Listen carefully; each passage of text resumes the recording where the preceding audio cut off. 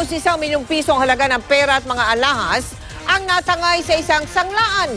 Ang mga sospek, ang grupo umanong termite gang. Nakatutok si Marisol Abduraman. Ito ang tumambad sa mga otoridad at mga security officer ng pasukin nila ang isang pawn shop sa Marikina City kagabi. Butas ang sahig at ilang bahagi ng dingding.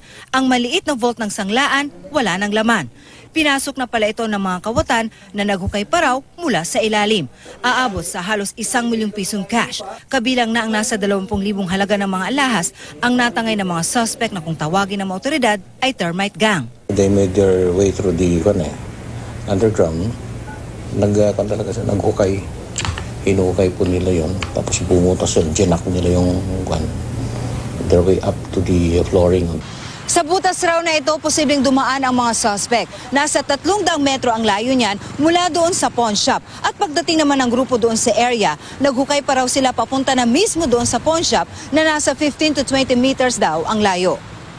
Nadiskubre ng pulisya ang mga tinambak na lupa mula sa hinukay na daanan at mga iniwang gamit gaya ng bonnet, gloves at lubid. Nag-attempt sana kami, ma'am, na pasukin yung loob doon sa butas. Kaya lang palibasay, ma'am, medyo mahirap. So, hindi na namin tinuloy.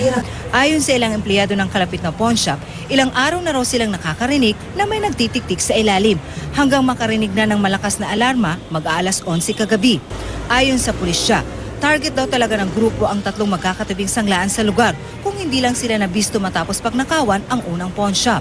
Balak nilang butasan na yung kabila kasi may mga recovered jacks pa kami doon sa kabilang Hindi nila buksan yung main vault. But there was attempt. There was an attempt.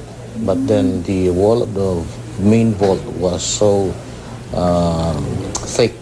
Hindi inaalis ng pulisya ang anggulong posibleng inside job ang nangyari. Tumanggi magbigay ng pahayag ang pamuno ng pawn shop dahil nagsasagawa pa raw sila ng inventory. Patuloy ang investigasyon ng pulisya sa insidente.